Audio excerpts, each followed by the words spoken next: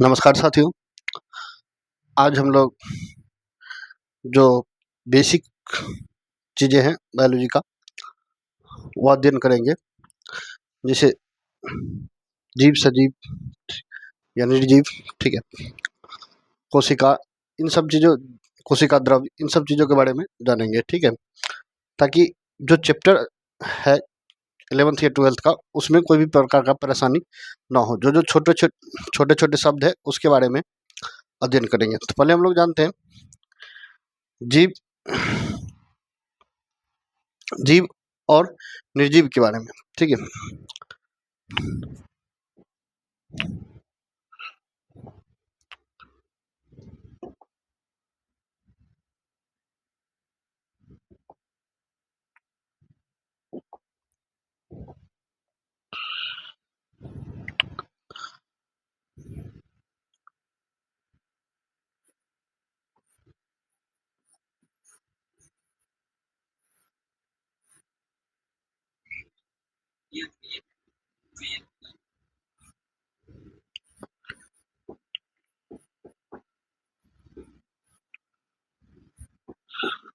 तो सजीव किसको कहते हैं दोस्तों? सृष्टि में उपस्थित वैसा वस्तु जो जिसमें क्या हो, जीवन हो, ठीक है, जिसमें जीवन हो वह क्या कहलाएगा, या जिसमें प्राण हो वह क्या कहलाएगा? सजीव, ठीक है। तो क्या कह सकते हैं हम लोग, हमारे वातावरण में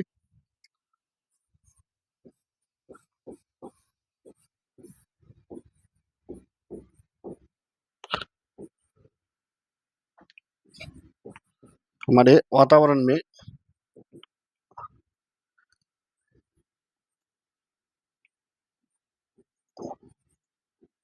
उपस्थित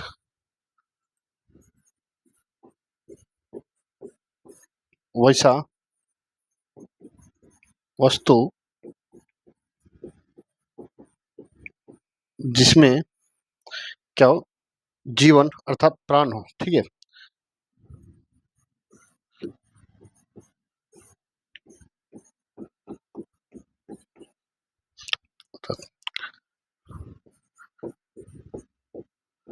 प्राण हो उसे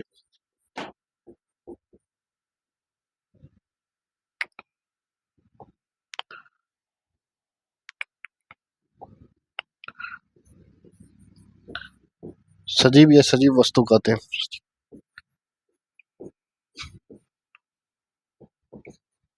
ठीक है। हमारे आसपास या हमारे वातावरण में मौजूद वैसे वस्तु जिसमें क्या हो, जीवन अर्थात प्राण हो, उसको क्या कहेंगे? सजीव सजीव वस्तु कहेंगे, ठीक है। जैसे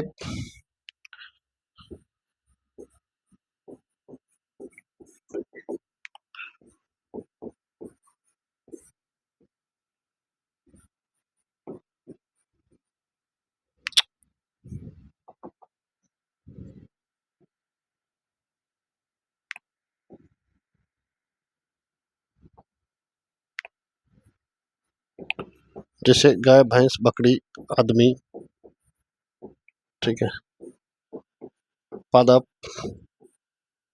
सूक्ष्म जीव, सूक्ष्म जीव आदि, ठीक है। ये सभी चीजें क्या कहलाते हैं? सजीव कहलाते हैं, ठीक है। और इनके साथ साथ इनके कई लक्षण है, जैसे यह पोषण की क्रिया करते हैं, ठीक है, इनमें शोषण होती है, ठीक, किसी भी चीज को महसूस कर पाते हैं। तो ये सारे लक्षण इसमें पाए जाते हैं। जो निर्जीव है, निर्जीव किसको बोलेंगे?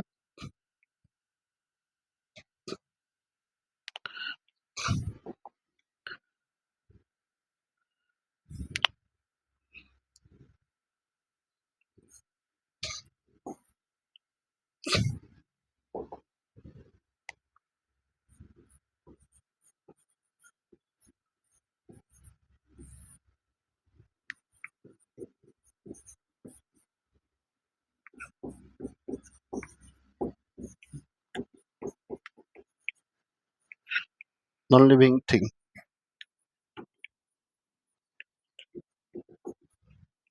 हमारे आसपास या हमारे वातावरण में मौजूद वैसे वस्तु जिसमें क्या हो, जीवन ना हो, ठीक है, प्राण ना हो, वह क्या कहलाएंगे? निर्जीव वस्तुओं कहलाएंगे। ठीक है, इसमें किसी भी प्रकार का जैविक क्रियाएं नहीं होती है। ठीक है, और इसमें जो कोशिकाएं होती है, ठीक, वह क्या होती है? विदाउट कोशिका द्रव्य के होते हैं। ठीक है, कोशिकाएं निर्जीव वस्तु में भी होती है, जैसे लकड़ी है। ठीक है, लकड़ी भी किनसे? जीव से, मतलब पौधे से बना है। पौधा भी क्या है? जीव है। ठीक, दोनों में फर्क क्या होता है? जो कोशिकाएं सजीव में जो होती है कोशिकाएं, उसमें क्या होते हैं? कोशिका द्रव्य होते हैं। ठीक है, और साथ ही साथ बहुत सारे उसमें कोशिकांग होते हैं। ठीक है, केंद्रक होते हैं। ठीक, ये सारी चीजें उपस्थित होते हैं। उसी आधार पे उसको क्या सजीव कोशिकाएं या सजीव बोला जाता है। ठीक है, जो निर्जीव वस्तुएं होते हैं उसमें कोशिकाएं तो उपस्थित होती है, लेकिन उसमें क्या नहीं रहेंगे? जो कोशिकाएं द्रव्य है नहीं उपस्थित रहेंगे, और अलग अलग प्रकार के केंद्रक वगैरह उपस्थित नहीं रहेंगे। ठीक है, तो कोशिका द्रव्य ही नहीं रहेंगे तो वह कौन चीज? सेल क्या रहेगा? डेड सेल कहलाएगा। ठीक है, तो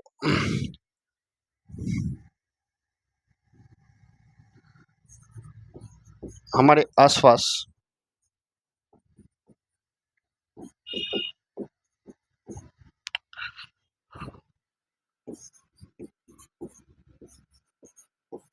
मौजूद वैसा वस्तु जिसमें हमारे आसपास मौजूद वैसा वस्तु जिसमें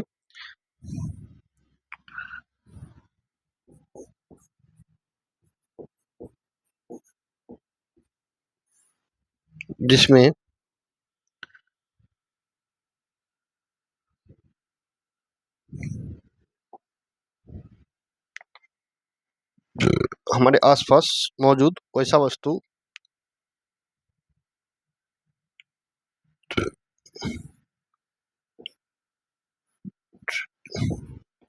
जिसके कोशिका में कोशिका द्रव्य अब्सेंट हो, यानी कि कोशिका द्रव्य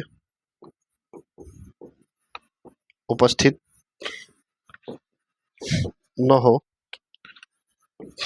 उसे निर्जीव वस्तु कहते हैं।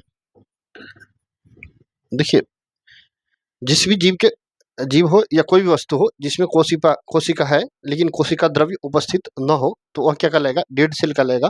यदि डेड सेल है, ठीक है, मृत कोशिका है, तो जीव को भी मृत, सॉरी, जीवित नहीं बोला जा सकता है। ठीक है, अर्थात इस अगर जीवित में है तो उसमें क्या नहीं रहेगा? प्राण भी नहीं रहेगा। ठीक है, तो निर्जीव वस्तु जो भी होते हैं, ठीक है, उसमें क्या नहीं रहेगा? प्राण नहीं रहता। ठीक है, एक जीवन काल कहा जा सकता है। कोई भी चीज है तो मान लीजिए कोई वस्तु है, लकड़ी भी है, तो उसका कुछ ना कुछ दिन तक वह क्या रहते हैं? उपस्थित रहते हैं, वातावरण में मौजूद रहते हैं। फिर धीरे धीरे उसका क्या होता है? विघटन होता है। छोट पानी, उसमें पानी जाता है। ठीक है, द्रव का अंश आता है, उसके बाद ऑक्सीजन की उपस्थिति में रहता है। बहुत सारे छोटे छोटे सूक्ष्म जीव होते हैं जो उनको खाते हैं। ठीक है, घून वगैरह लगता है, तो फिर धीरे धीरे जाकर के वो नष्ट होता है। ठीक है, तो एकदम से वो खत्म नहीं हो जाता। तो ऐसा कहा, बचपन में तो पढ़ेंगी, मतलब उसका क्या नहीं होता? आयु सीमा नहीं होता, मतलब जीवन नहीं होता। ठीक है, लेकिन वह भी कुछ समय तक क्या ब्रह्मांड में या सृष्टि में उपस्थित रहते हैं। ठीक है, जब तक उपस्थित है तो उसका समय है। ठीक है, काल। तो ऐसा कहा जा सकता है।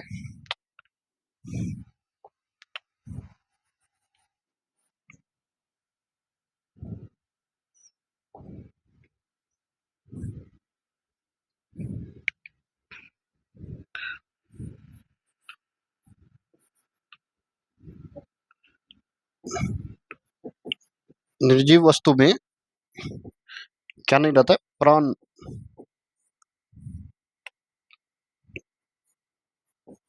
नहीं रहता है। ठीक है, यदि प्राण नहीं है तो वह किसी भी चीज को क्या महसूस नहीं कर पाएगा। ठीक है, किसी भी चीज को महसूस नहीं कर पाएगा। ठीक,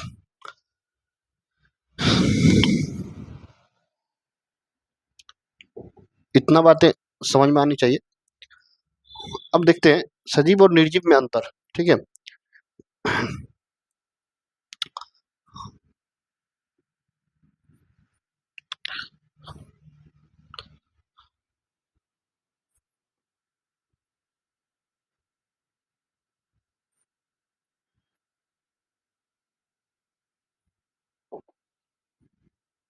सजीव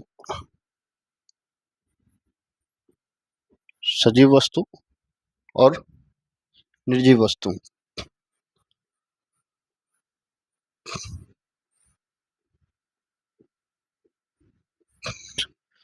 तो कोशिका का यदि कोई भी चीज है, कोई भी चीज बना हुआ है, ठीक है, तो उसमें क्या कोशिका से ही बना हुआ है, ठीक है, अनिवार्य कोशिका ही अनिवार्य है। तो लेकिन फर्क क्या होता है, इसमें जो सजीव वस्तुएं होते हैं उसमें क्या रहते हैं, कोशिकाएं, इनका भी शरीर कोशिका से बना होता है, निर्जीव शरीर का भी निर्जीव भी कोशिका से ही बना रहता है। लेकिन जो सजीव है, ठीक है, इसमें जीवित कोशिका उपस्थित रहती है। ठीक,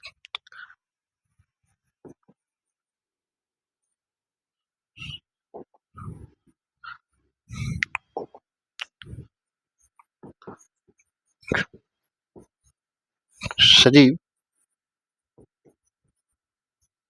वस्तुओं का शरीर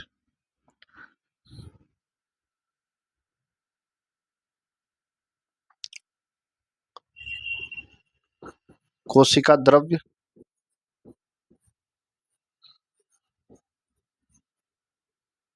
कोशिका द्रव युक्त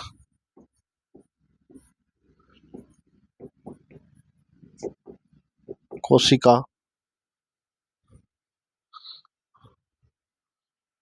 कोशिका से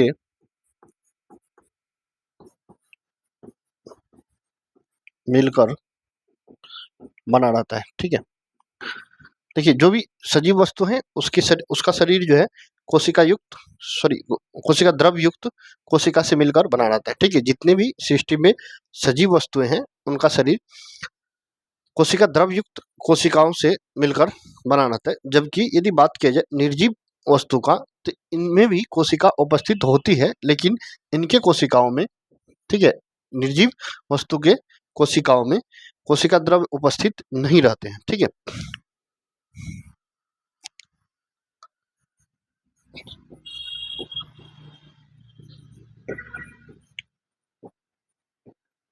इनके कोशिकाओं या कोशिकाएं में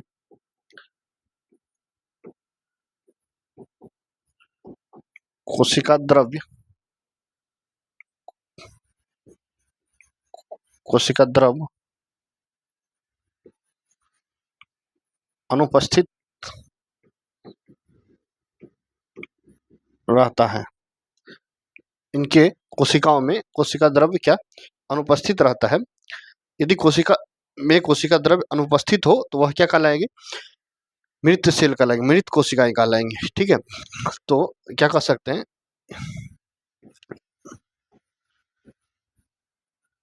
निर्जीव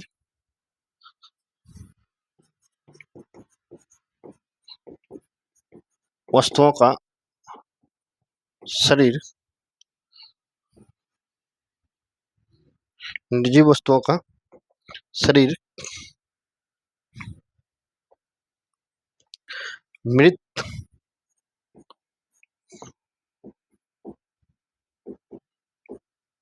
कोशिका मृत कोशिकाओं से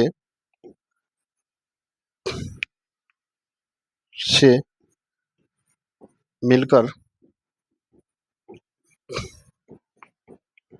बना होता है। ठीक है, जो निर्जीव वस्तु है उनका शरीर किससे मिलकर बना होता है, ठीक है, मृत कोशिकाओं के शरीर से मिलकर बना होता है।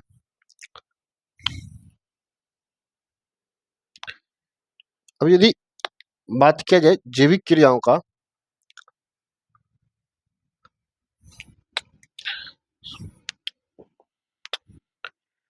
इसमें जैव प्रक्रम की सारी क्रियाएं होती है। ठीक है, जो सजीव वस्तु है उसमें जैव प्रक्रम की सारी क्रियाएं होती है। ठीक है, या पहला देख लेते हैं हम लोग उपापचय का।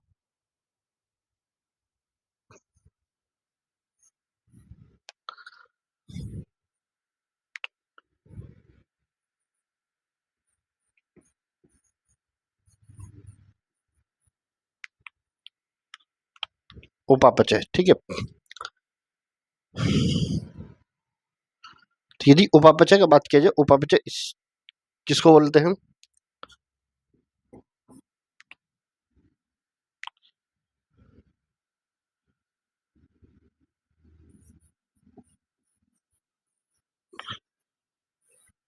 सजीव के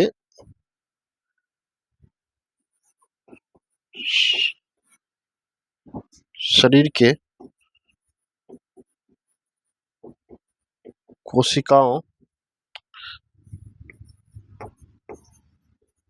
के अंदर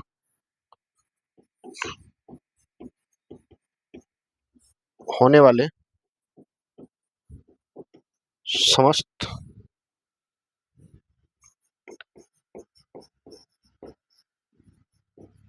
रासायनिक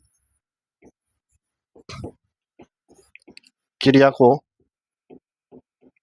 उपापचय कहते हैं। ठीक है, जो जीव है, जीव शरीर के अंदर होने वाले समस्त रासायनिक क्रिया को क्या कहते हैं?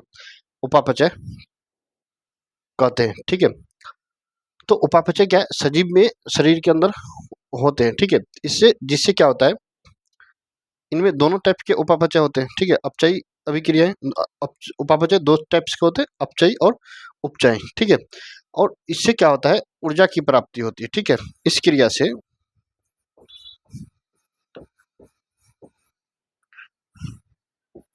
सजीव में ऊर्जा की प्राप्ति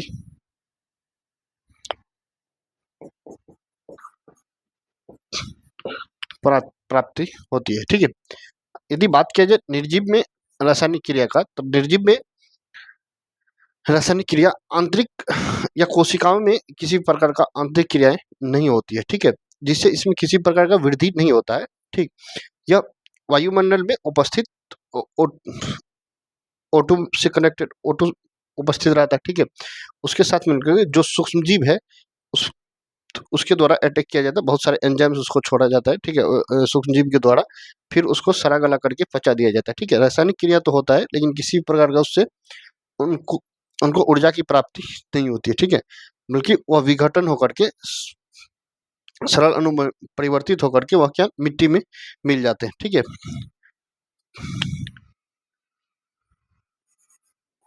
तो इसमें किसी भी प्रकार का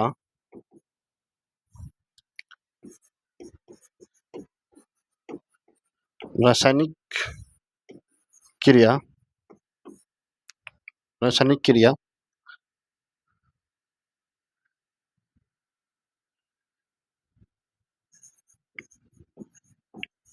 इनके बॉडी या कोशिकाओं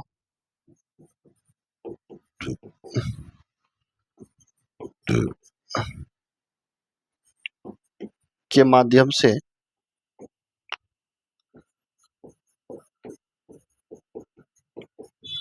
नहीं होता है। ठीक है, बल्कि बाहरी क्रिया द्वारा, ठीक है, बल्कि बाहरी क्रिया द्वारा इसमें रासायनिक क्रिया होता है, जिससे वह क्या विघटन होकर के मिट्टी में मिल जाते हैं। ठीक है, परंतु बाहरी कारकों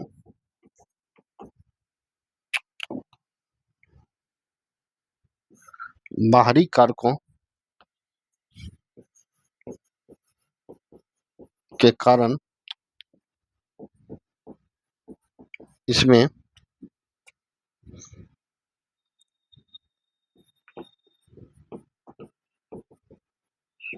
रासायनिक क्रिया होती है, जिनसे इनका क्या हो जाता है, क्षय हो जाता है। ठीक है,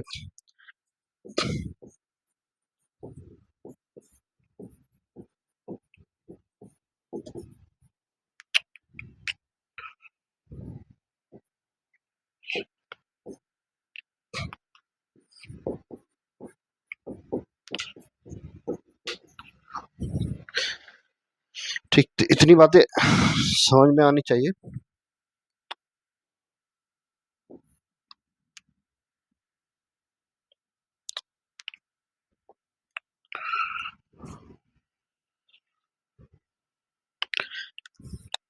बात किया यदि जैव प्रक्रम का,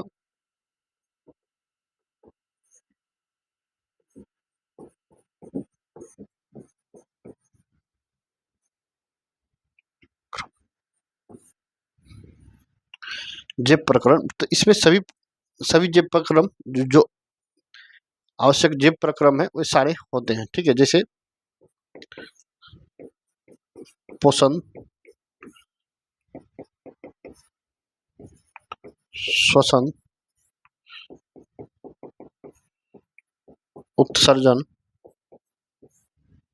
परिवहन, श्वसन, पोषण,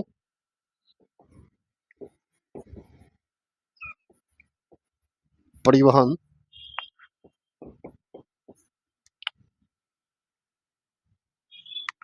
उत्सर्जन। तो जैव प्रक्रम किसको कहते हैं दोस्तों? वैसा प्रक्रम जिसके द्वारा कोई भी जीव अपना अनुरक्षण प्राप्त करता है। ठीक है, क्या कहलाता है? जैव प्रक्रम। ठीक, वैसा प्रक्रम जिसके द्वारा कोई भी जीव अपना अनुरक्षण प्राप्त करता है, क्या कहलाता है? जैव प्रक्रम। इसके अंतर्गत प्रजनन को भी रखा गया है। ठीक है, लेकिन वह प्रजनन न भी करे तो आदमी जीवित रह सकता है। ठीक है, जनन का क्रिया न भी करे तो आदमी जीवित रह सकता है। ठीक है, इसलिए इसको इसमें ऐड नहीं किया जाता है। लेकिन लेकिन ये सारी क्रियाएं यदि पोषण यानी कि भोजन की प्राप्ति ना हो, ठीक है, पोषण अर्थात क्या? पोषण के माध्यम से हम लोग क्या लेते हैं? भोजन ग्रहण करते हैं। ठीक है, भोजन ग्रहण करने की क्रिया क्या कहलाता है?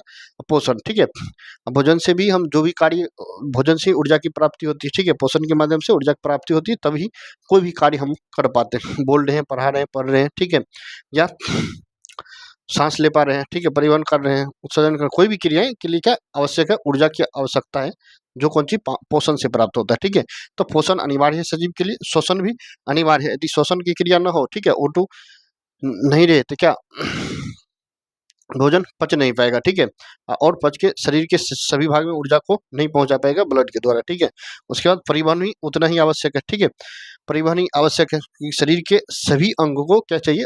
एनर्जी चाहिए, ऊर्जा चाहिए। ठीक है, तो इसके लिए परिवहन भी आवश्यक है। ठीक, उसके बाद क्या? उत्सर्जन, जो पच के जो रेस्ट पदार्थ, अवशिष्ट रूप में जो भी पदार्थ बच गया, विषैला पदार्थ, ठीक है, उसको शरीर से बाहर निकालने की क्रिया क्या कहलाता है? उत्सर्जन कहलाता है। ठीक है, तो ये समस्त चीजें आवश्यक है किसके लिए? सजीव के लिए। ठीक है, तो जैव प्रक्रम किसको कहते हैं ये भी देख लिए। वे सारी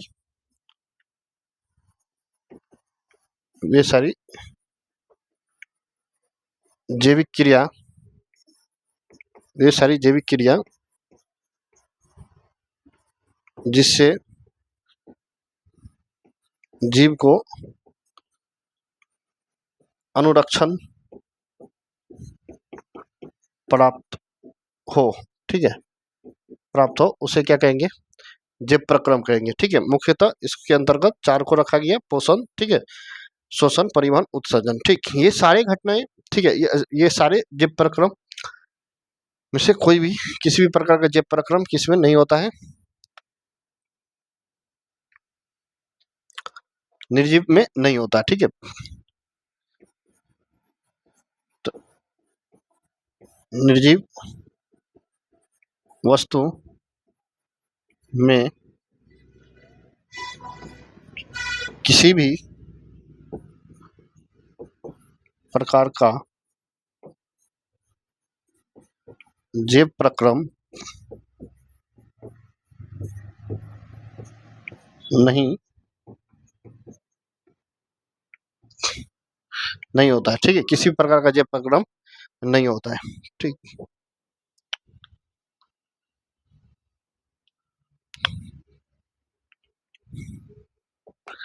यदि बात की जाए वृद्धि का,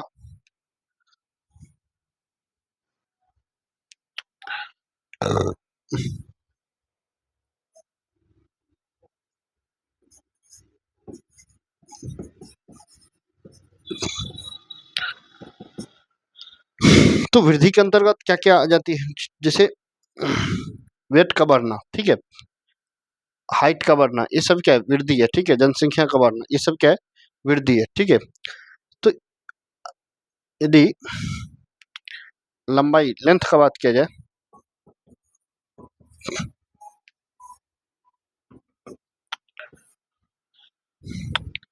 तो लंबाई सजीव में बढ़ता है। हम लोग जन्म लेते हैं, धीरे धीरे विकास होता है। ठीक है, विकास होते रहता है, हाइट, जो भी जीव है, सजीव है, उसमें हाइट बढ़ता है। ठीक है, लंबाई बढ़ता है, और किसके कारण? आंतरिक क्रिया के फलस्वरूप, चूंकि कोशिका में क्या होता है?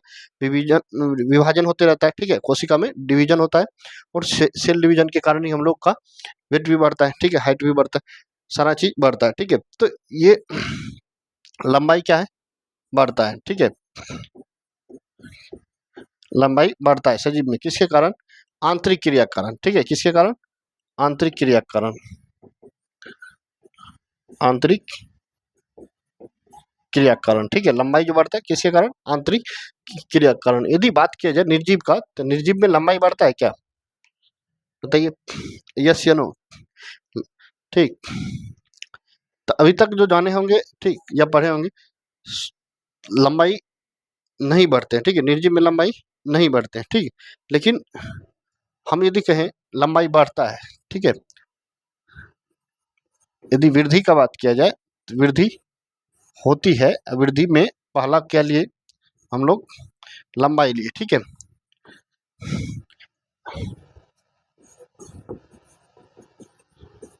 लंबाई बढ़ता है, ठीक है, निर्जीव में भी लंबाई बढ़ता है, ठीक है।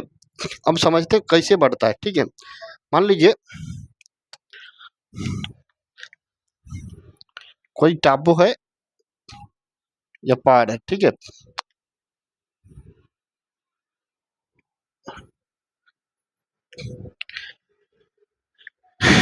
कोई उभाड़ है पृथ्वी पर, यह ठीक, इस पे यदि हवा के माध्यम से या अन्य किसी माध्यम से इस पे धूल कण उड़ के आएगा, इसके परत पर बैठेगा, ठीक। मान लीजिए 2 सेंटीमीटर इसका लंबाई यहाँ है, ठीक है, या 2 मीटर, 2 मीटर मान लीजिए, ये 2 मीटर उभाड़ है पृथ्वी पर, 2 मीटर उभाड़ है, ठीक है। तो इस पे धूल कण हवा के माध्यम से उड़ करके इस पे चढ़ेगा, ठीक है। खरपतवार भी लगेगा, ठीक। धीरे धीरे इसी प्रकार से लगातार निरंतर जो है, साल ब साल इसमें क्या होता रहेगा, वृद्धि इसके लंबाई में, इसके परत पर परत चढ़ते जाएगा। इस प्रकार से इसके लंबाई में क्या हो रहा है, ग्रोथ हो रहा है, ठीक है। तो लंबाई में क्या हो रहा है, निर्जीव पहाड़ भी निर्जीव है, ठीक है, या मिट्टी का ढेर है, कोई कोई भी चीज मान लीजिए, ठीक है। तो इसके लंबाई में वृद्धि तो हो रहा है ना, यह नहीं कह सकते कि लंबाई में वृद्धि नहीं हुआ, ठीक है, वृद्धि हो रहा है। लेकिन कारण क्या है, इसमें किसी भी प्रकार का आंतरिक डिवीजन, इसके सील में डिवीजन, ठीक है, आंतरिक कोई भी क्रिया, कोई भी जैव आंतरिक क्रिया नहीं हो रहा है, ठीक है। वृद्धि हो रहा है, इसके लंबाई में भी वृद्धि हो रहा है, लेकिन किसके कारण हो रहा है, बाह्य कारक के कारण, ठीक है, किसी बाह्य कारक के कारण, ठीक। तो लंबाई में वृद्धि निर्जीव में भी होता है, लेकिन किसी बाह्य कारक के कारण, ठीक है। लंबाई में वृद्धि होता है, लेकिन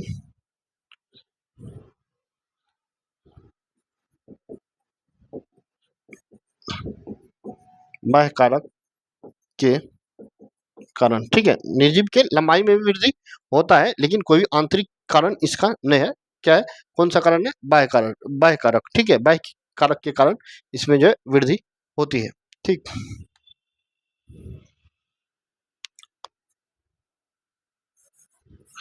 यदि चौड़ाई मोटाई का बात किया जाए, ठीक है, चौड़ाई मोटाई का बात किया जाए तो इसमें बढ़ता है आंतरिक क्रिया के कारण, ठीक है। सजीव में आंतरिक क्रिया के कारण, ठीक है, लंबाई चौड़ाई बढ़ता है, ठीक है। लंबाई चौड़ाई भी आंतरिक क्रिया के कारण बढ़ता है, ठीक है। निर्जीव में बात किया जाए तो इसमें भी बढ़ता है, लेकिन यही यदि लंबाई बढ़ रहा है तो फिर इसका क्या, धीरे धीरे चौड़ाई बढ़ रहा है, मोटाई बढ़ रहा है, ठीक है। तो चौड़ाई लंबाई भी बढ़ता है, ठीक है, चौड़ाई लंबाई भी बढ़ता है, लेकिन आंतरिक क्रिया के कारण।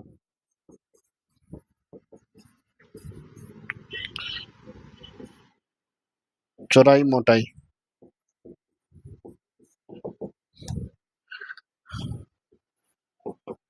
बाह्य क्रिया के,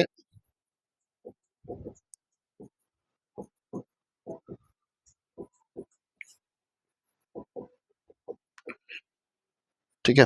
निर्जीव में भी क्या, चौड़ाई मोटाई बढ़ता है, लेकिन क्या, बाह्य क्रिया के कारण, कोई भी आंतरिक क्रिया इसके लिए जिम्मेवार नहीं है, ठीक है। किसी भी प्रकार का आंतरिक क्रिया निर्जीव में नहीं होता है, ठीक।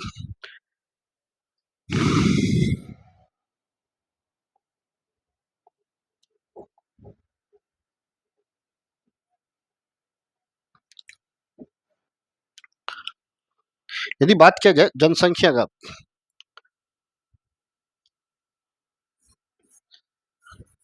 जनसंख्या में वृद्धि का यदि बात किया जाए, ठीक है, तो जनसंख्या में सजीव में वृद्धि होता है, ठीक है, वह भी कौन सी प्रजनन क्रिया की वृद्धि से, जो क्या यह भी क्या सजीव का आंतरिक क्रिया है, ठीक है, आंतरिक क्रिया के कारण वृद्धि होता है, एक से दो, दो से चार, ऐसे वृद्धि होता है, ठीक है। तो क्या कर सकते हैं सजीव में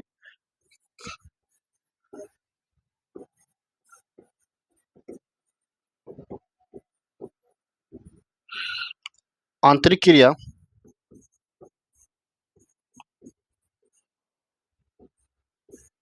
प्रजनन या जनन के कारण इसके जनसंख्या में वृद्धि होती है, ठीक है। तो सजीव में जो वृद्धि होती है वो आंतरिक क्रिया प्रजनन या जनन के कारण वृद्धि होती है, लेकिन यदि बात किया जाए निर्जीव का, ठीक है, तो निर्जीव में जनसंख्या में वृद्धि होती है या ना होती है, ठीक है।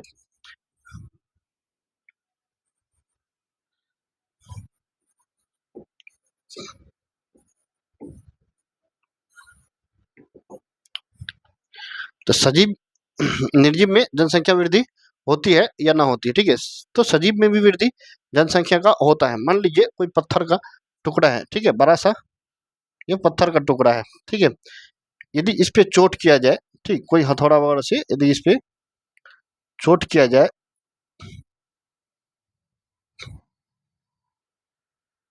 तो यह क्या होगा, टूटेगा, टूट करके ये अंगूर कई हिस्से में बढ़ जाएगा। तो इसके जनसंख्या में तो वृद्धि हो रहा है ना, ऐसा नहीं कहा जा सकता कि इसके जनसंख्या में वृद्धि नहीं हो रहा है, ठीक है, जनसंख्या में निर्जीव में भी वृद्धि हो रहा है, लेकिन इसके लिए कोई भी आंतरिक कारण, ठीक है, या उसका कोशिकाएं कोई भी प्रकार का रिस्पॉन्स नहीं लेता है, ठीक है। यह किसके कारण हो रहा है, बाह्य कारण के कारण हो रहा है, ठीक है। इसमें निर्जीव में किसी भी प्रकार का बाह्य क्रिया के कारण जनसंख्या में वृद्धि नहीं होता है, जबकि सजीव जो है उसमें आंतरिक क्रिया के कारण वृद्धि होता है, ठीक है। जनसंख्या में वृद्धि आंतरिक क्रिया प्रजनन के कारण होता है, जो कि सजीव के कोशिकाओं में कोशिकाओं के द्वारा होता है, ठीक है, जबकि इसमें किसके कारण, बाह्य क्रिया के कारण या बाह्य कारक के कारण होता है, ठीक है।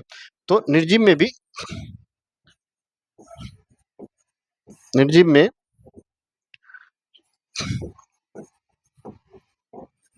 जनसंख्या का वृद्धि भी होता है, लेकिन यह वृद्धि बाहरी कारकों के कारण होता है, न कि आंतरिक, न कि आंतरिक। तो बिल्कुल ऐसा कहना क्या है, गलत होगा कि निर्जीव में क्या जनसंख्या का वृद्धि नहीं होता है, ठीक है, ऐसा कहना क्या होगा, बिल्कुल गलत होगा, ठीक है।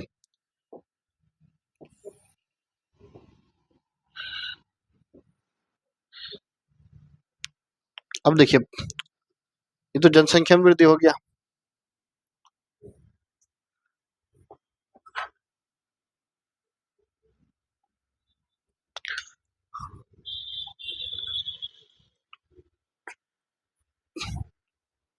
मान ली उत्तेजनशीलता,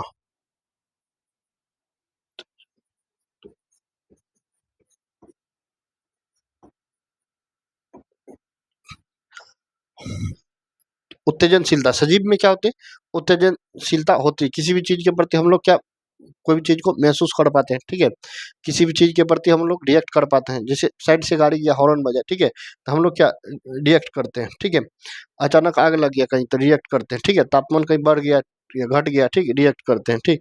लेकिन इस टाइप्स का किसी सजीव में ये सारे उत्तेजनशीलता होती है, लेकिन निर्जीव में उत्तेजनशीलता नहीं होती है, ठीक है। तो खास करके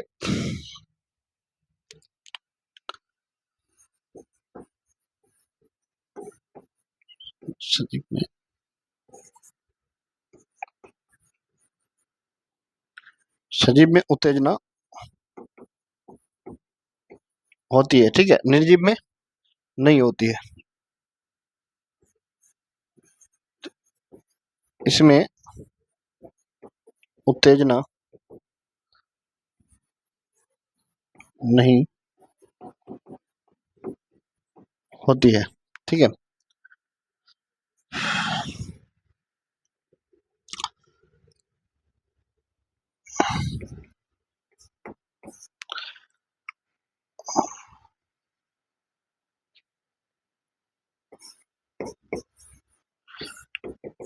गति।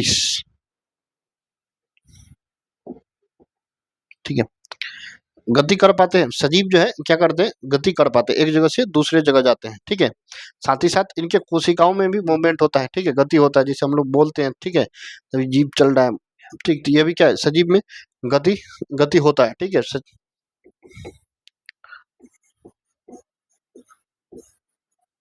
सजीव में गति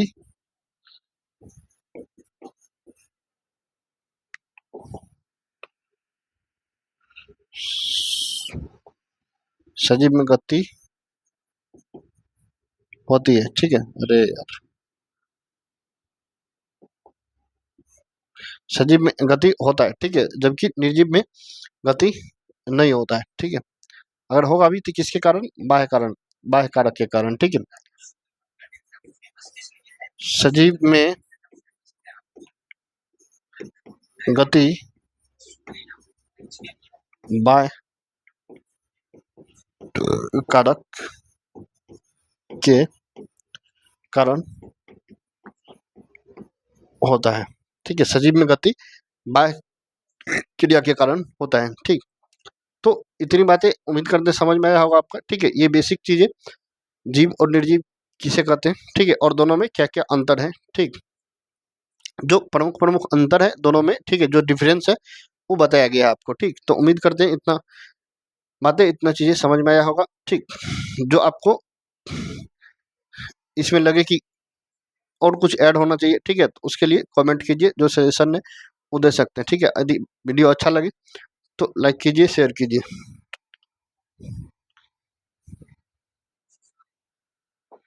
यदि आपको नोट करना है तो आप यहाँ से नोट भी कर सकते हैं क्यूआर कोड के माध्यम से।